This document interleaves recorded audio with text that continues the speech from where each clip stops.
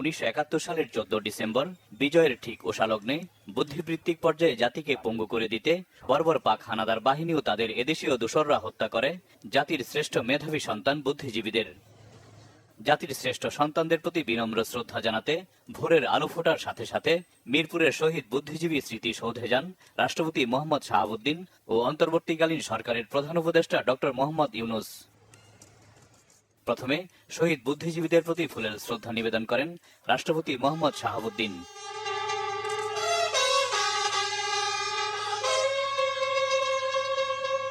এরপর শ্রদ্ধা জানান অন্তর্বর্তীকালীন সরকারের প্রধান উপদেষ্টা ডক্টর মোহাম্মদ ইউনূস।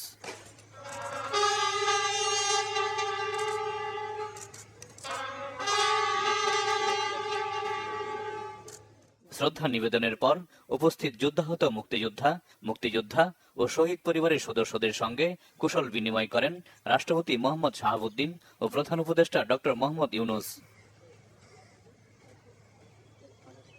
শহীদ বুদ্ধিজীবী স্মৃতিসৌধে শ্রদ্ধা জানান প্রধান বিচারপতি সৈয়দ রেফাত আহমেদ।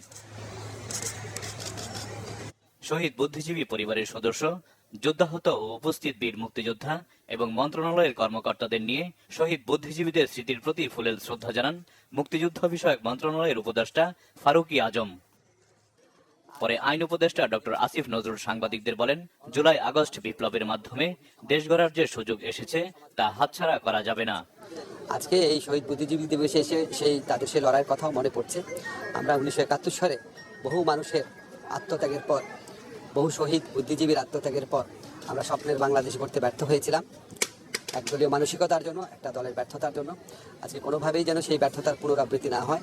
আমাদের তরুণদের আত্মত্যাগের বিনিময়ে রাষ্ট্র গড়ার যে দ্বিতীয় সুযোগ আমরা পেয়েছি, সেই সুযোগ যেন আমরা কোনোভাবেই নস্যাৎ না করি, সেই সুযোগ যেন আমরা কোনোভাবেই নষ্ট না করি, সেটাই যেন আমাদের প্রত্যয় হয়। প্রধান উপদেষ্টার প্রেস সচিব জানান, শহীদ বুদ্ধিজীবী ও জুলাই আগস্ট অভ্যুত্থানের চেতনাকে ধারণ করে দেশকে এগিয়ে নেবে সরকার। ঠিক 71-এ যেভাবে ঠক করে ওনাদেরকে ধরে নিয়ে গিয়েছিল পাক হানাদার বাহিনী এবং তাদের দোসররা, আপনি একই পুনরাবৃত্তি কিন্তু আমরা জুলাই দেখেছি। তো আমরা এই পুরো জুলাই গণ আন্দোলন, যে গণ অভ্যুত্থানের যারা ছিলেন, তারা পুরো শহীদ বুদ্ধিজীবীদের ড্রিম, তাদের আইডিয়ালস, তাদের যে দেশ গড়ার যে স্বপ্ন, আমরা পুরোপুরি এটা ধারণ করি এবং সেই লক্ষ্যে আমরা এগিয়ে যাচ্ছি। এরপর শহীদ বুদ্ধিজীবীদের প্রতি শ্রদ্ধা জানাতে সর্বসাধারণের জন্য উন্মুক্ত করে দেওয়া হয় বুদ্ধিজীবী স্মৃতিসৌধ। জাহাঙ্গীর আকন্দ, বাংলা ভিশন, ঢাকা। বিভিন্ন রাজনৈতিক দলের নেতাকর্মী আর সাংস্কৃতিক কর্মী সহ সর্বস্তরের মানুষের শ্রদ্ধা ভালোবাসায় সিক্ত রায়ের বাজার বৌদ্ধভূমি। বুদ্ধিজীবী দিবসে তরুণ প্রজন্মের প্রত্যাশা 71 ও 24-এর গণকবর রচনাকারীদের দ্রুত বিচার। মুক্তিযুদ্ধের মতো 24-এর ইতিহাস যেন ছিনতাই না হয়, সেই প্রত্যাশাও সকলের। রিপোর্ট করছেন ফরুক বাবু। জাতির সূর্য 1971 সালের 14 ডিসেম্বর ডুবে গিয়েছিল। 53 বছর প্রতিদিন সূর্য উঠলেও তার বুদ্ধিদীপ্ত তেজ শৃঙ্খলায় বাঁধতে পারেনি বাঙালি জাতিকে। তাই আজও ফুলেল শ্রদ্ধা শেষে বুদ্ধিজীবী হত্যার বিচারের দাবিতে একই কণ্ঠে আহ্বান জানায় সবাই। শহীদ বুদ্ধিজীবীদের প্রতি শ্রদ্ধা জানাতে ঢল নামে মানুষের। বিভিন্ন রাজনৈতিক দল, শিক্ষা প্রতিষ্ঠান, বিভিন্ন সংগঠন শহীদ বুদ্ধিজীবীদের প্রতি শ্রদ্ধা জানায়। এ সময় ইতিহাসকে দলীয়করণের সংস্কৃতি থেকে বের হবার প্রত্যাশা তরুণদের। তারা চাইবিদের আত্মত্যাগ বৃথা না যায়, এমন প্রত্যাশা রাজনীতিবিদদের। মুক্তিযোদ্ধা বুদ্ধিজীবী তাদেরকে একটা দলীয়করণ করে ফেলেছিল। একটা ফ্যাসিবাদী বিরোধী লড়াইয়ের বিজয়ের মধ্য দিয়ে মানুষের যে স্বতঃস্ফূর্ত আবেগ, সে আবেগটাকে এবার আমরা লক্ষ্য করেছি। অপশক্তিকে দমন না করতে পারি, হত্যাকারীদের চিহ্নিত করে বিচার আওতায় না আনতে পারি, তারা কিন্তু নানাভাবে প্রতিষ্ঠিত হওয়ার চেষ্টা করে। দলমত নির্বিশেষে সকল শহীদদের প্রতি সবাইকে সম্মান জানানোর আহ্বান মুক্তিযোদ্ধা বিষয়ক উপদেষ্টার। মুক্তিযুদ্ধ তো আর খণ্ডিতভাবে হয় নাই, এগুলো সমস্ত জনগণ মুক্তিযুদ্ধে অংশগ্রহণ করেছে। তারা যে অবদান কিংবা যে ত্যাগ, যে বীরত্ব মুক্তিযুদ্ধে প্রদর্শন করেছে, সেটা 71-এর নিরিখেই নির্ণীত হবে। এটা এখনকার প্রেক্ষাপটে তো সেটাকে বিবেচ্য বিষয়ে আনা যাবে না, কারণ এটা একটা ঐতিহাসিক ব্যাপার। শহীদ বুদ্ধিজীবীদের পূর্ণাঙ্গ তালিকা প্রকাশের আহ্বান সবার। ফরুক বাবু, বাংলা ভিশন, ঢাকা। বিএনপি মহাসচিব মির্জা ফখরুল ইসলাম আলমগীর বলেছেন, গণতন্ত্র হত্যা, গণহত্যা আর জনগণের কাছ থেকে সরে যাওয়ার কারণেই জনবিচ্ছিন্ন হয়ে পড়েছে আওয়ামী লীগ। এই কারণেই শহীদ বুদ্ধিজীবী দিবসে শ্রদ্ধা জানাতে আসতে না পারার পরিণতি বরণ করতে হয়েছে তাদের। অন্তর্বর্তী সরকারকে বিএনপি সহযোগিতা করে যাচ্ছে উল্লেখ করে তিনি আরো বলেন, দেশের মানুষ প্রত্যাশা করছে খুব দ্রুতই নির্বাচনের ব্যবস্থা হবে। আরিফুল ইসলাম মাসুমের ক্যামেরায় আরো জানাচ্ছেন মহিবুল্লাহ মহিব। শহীদ বুদ্ধিজীবী দিবস উপলক্ষে বীরপুর স্মৃতিসৌধে ফুলের শ্রদ্ধা জানান বিএনপির মহাসচিব মির্জা ফখরুল ইসলাম আলমগীর। বিএনপির পাশাপাশি শ্রদ্ধা জানায় ছাত্রদল, যুবদল, কৃষক দল এবং স্বেচ্ছাসেবক দল সহ অঙ্গ ও সহযোগী সংগঠনের নেতাকর্মীরা। শ্রদ্ধা জানানো শেষে গণমাধ্যমের সঙ্গে কথা বলেন বিএনপি মহাসচিব মির্জা ফখরুল ইসলাম আলমগীর। বলেন, বুদ্ধিজীবী দিবসে আওয়ামী লীগের অনুপস্থিতি তাদের কৃতকর্মের নির্মম পরিণতি।